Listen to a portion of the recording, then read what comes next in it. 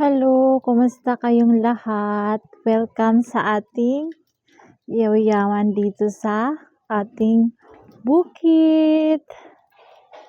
Dito kami sa mga nagtatanong, dito kami sa Dadyal Asad Kashmir, Kutli. Oo. Part ng Kutli siya sa Dadyal Asad Kashmir.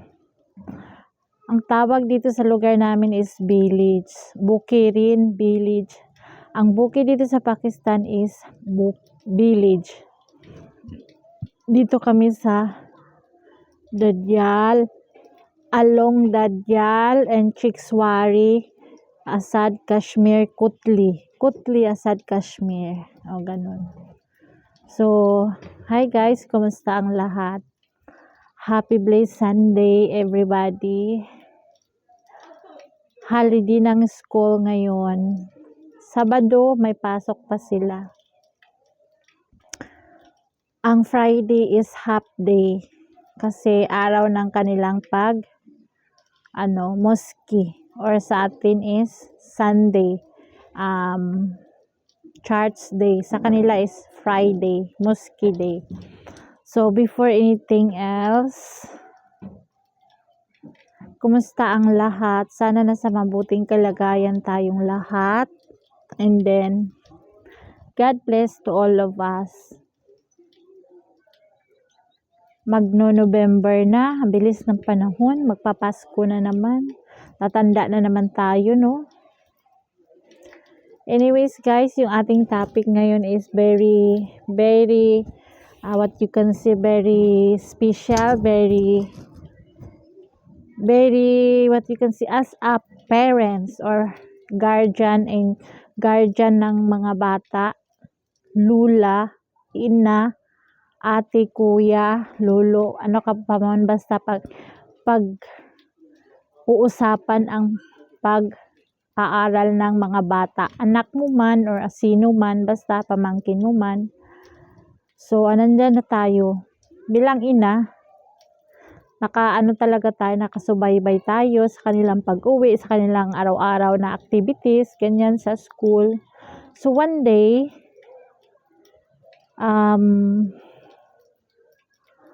Friday, I think Friday or Thursday.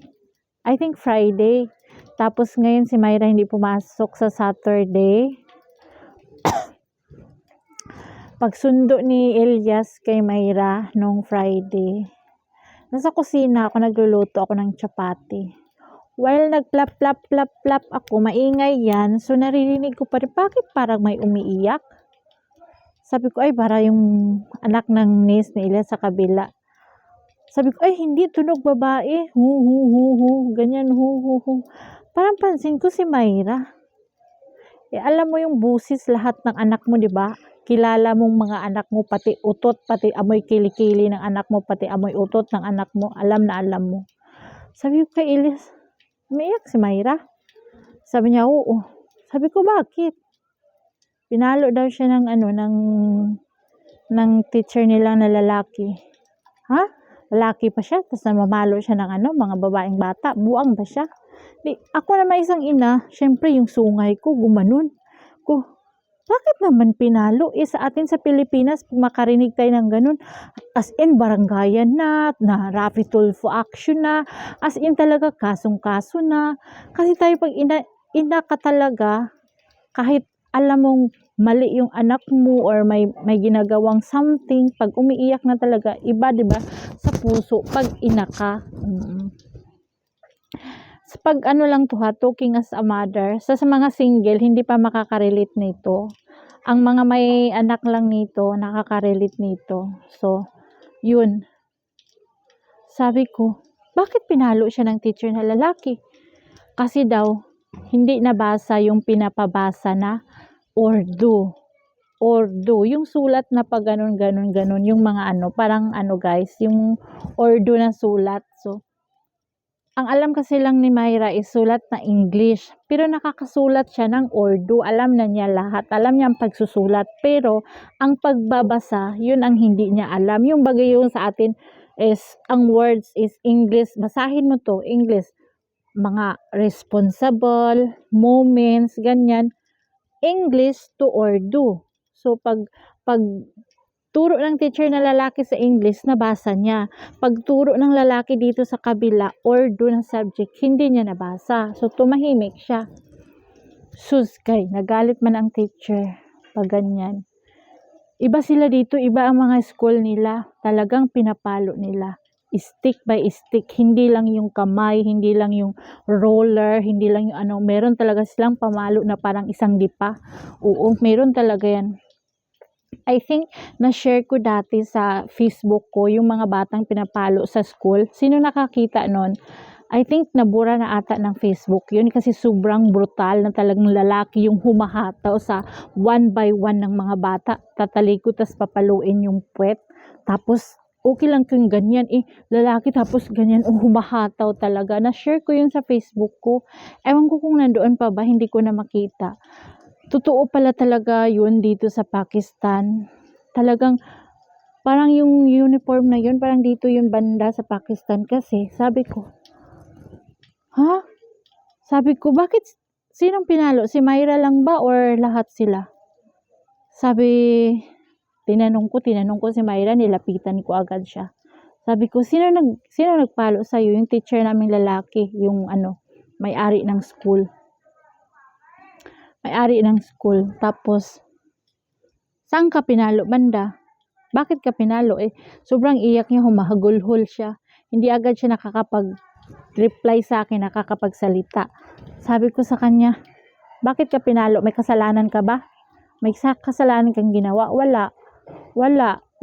Sabi niya ganun, wala. O, bakit ka papaluin kung wala kang kasalanan? Hindi na siya magsalita, iyak na siya. Si Ilyas yung, tinanong ko. Kasi sinabi niya sa papa niya nag-ordo sila. Ako kasi Tagalog ako si Myra parang hindi na siya makapagsalita ng Tagalog. Wala or hindi lang yun sa kanya. So, sabi ko kay Ilyas, bakit naman pinalo siya ng teacher na lalaki? Anong mali? Sabi ni Myra kasi pinabasa siya ng English sa ka-ordo.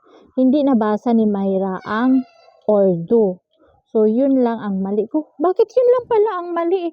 Alam naman nila na transferees yan si Myra. Hindi naman yan nagmula talaga dito ang pagkaaral ng ordo. Alam naman nila galing ng hindi naman Pakistani, pure Pakistani yung anak mo. Dapat pinapaliwanag mo. Wala na, napalo na, sabi ko kay Myra. Ikaw lang ba ang napalo? Sabi ko kay Myra. Hindi, lahat kami. Lahat daw sila pinalo. Sabi ko, tawagan mo yung teachers. Tawagan mo ako. Nanggagaliitin na ako talaga. Kasi nasa kusina pa ako. Ang init ng roti, di ba?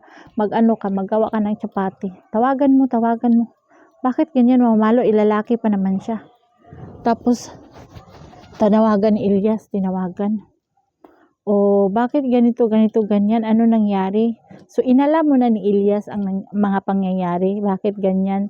So, sabi ni Ilyas, habang kausap ni Ilyas yung teacher, ako nagyayaw-yaw ako. Sabihin mo sa kanya, hindi ganyan yung anak natin. Kasi transferees yan.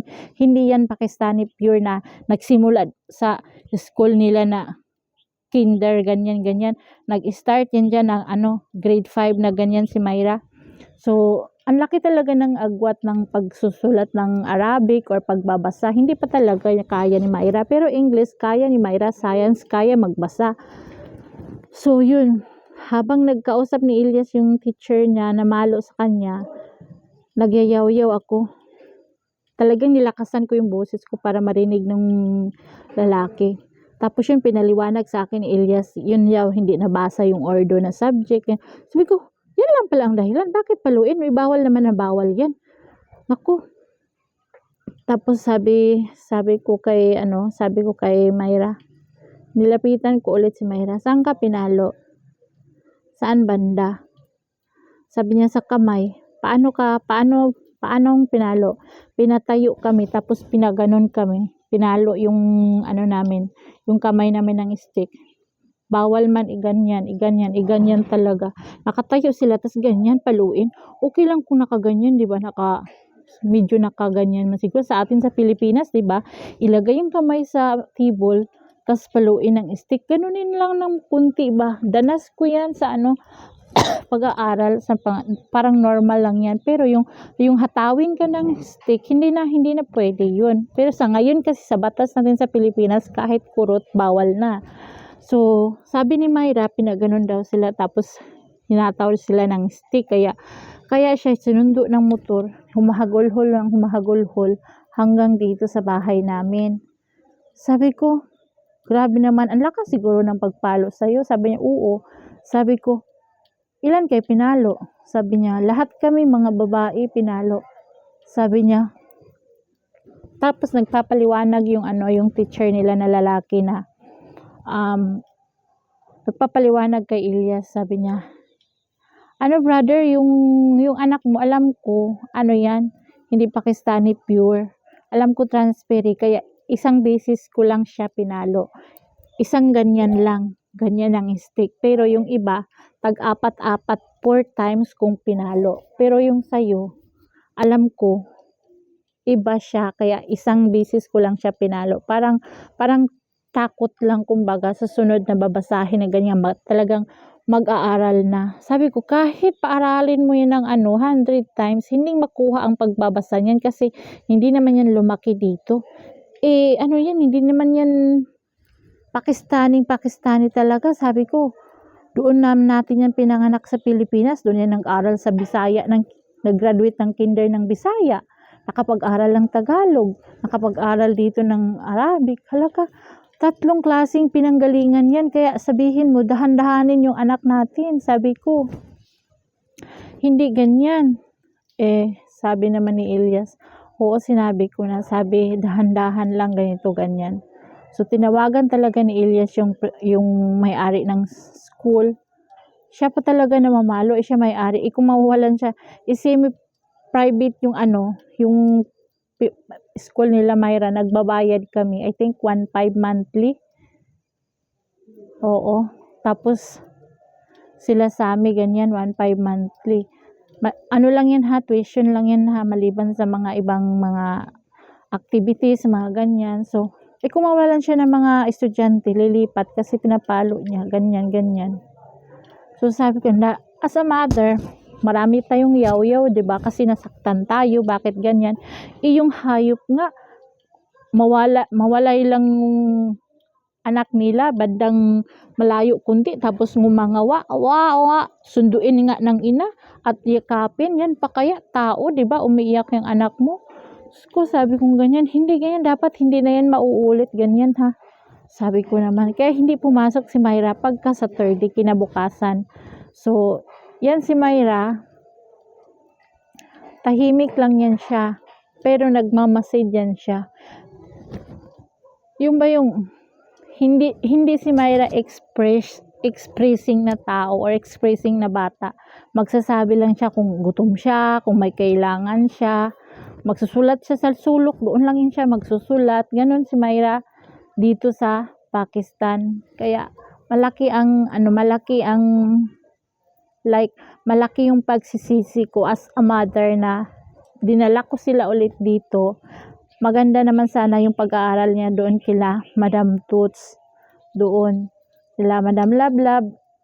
Hindi lang maganda ang pag-aaral, kundi naaalagaan pati siya masyado. Naalagaan siya more than sa pag-aalaga ko sa kanya. Talagang inano nila si Myra, talagang they take good care si Myra doon sa kanila ni Madam Toots. So, kahit naman nandoon na si Myra, ilang buwan na si Myra doon, hindi ko alam kung bakit yung mga bata talagang maghahanap ng mga ama, ganyan. Pero, nasitil ko na lahat sa Pilipinas, business, everything, bahay, meron na ako. Kasi, plano ko, doon talaga mag-aral ang mga bata. Kahit anong plano natin sa buhay, God will sisirain niya yung plano natin nga. Alam niyang hindi para sa atin yung pinaplano natin sa buhay. Kumbaga, God will destroy our plan na alam naman niya na alam niya na ang kahantungan na hindi maganda or hindi para sa atin yung pinaplano natin.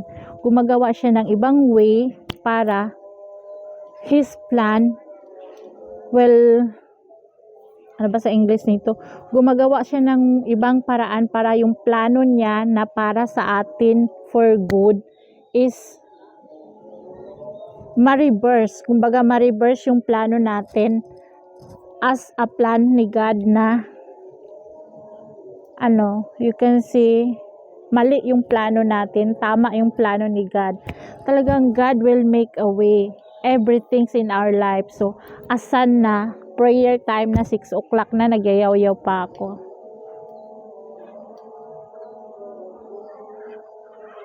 Guys, pag ganito, itigil ang gagawin at saka magdadasal.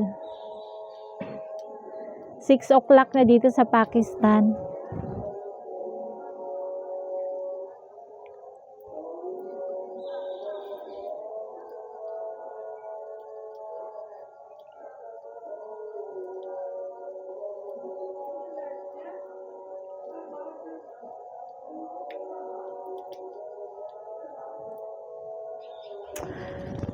Yes, kasalanan ko kung bakit ko dinala dito yung aking mga anak.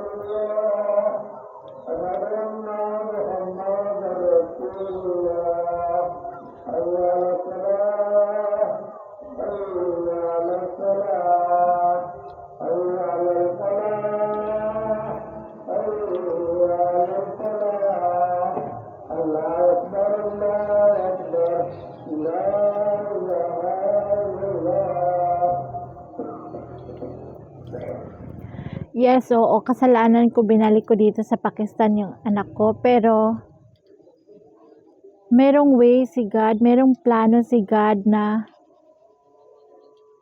hindi natin alam sa buhay natin, di ba? Talagang meron na tayong nakalaan sa bawat isa sa atin. May nakalaan na si God. Bilal umuwi na. Huy! Muntik na ako nahulo. Nakalimutan ko. Na-slide yung puwet ko.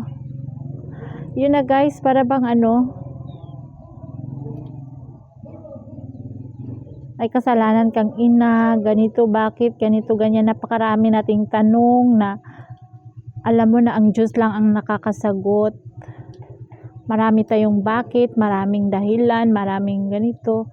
Pero laban lang sa buhay. Merong mga tao siguro. Alam ko meron sa comment magsasabi na naman kasalanan mo bilang ina. Yes, I am. Inaamin ko po. Pero hindi ko po binalak talaga sila na uuwi dito. Talagang si Myra at saka si Elias lang ang may pinag-uusapan nung time na yon. Yung anak ko, si Sammy, gusto nila ng buo na pamilya. Saka yung asawa ko, mabait din naman. Hindi naman ako binubugbog. Hindi naman ako Dito ako lumalaban as a provider. Nagsisikap dito sa YouTube para mabuhay yung aking pamilya. Ito lang talaga yung aming ikinabubuhay dito sa bukid.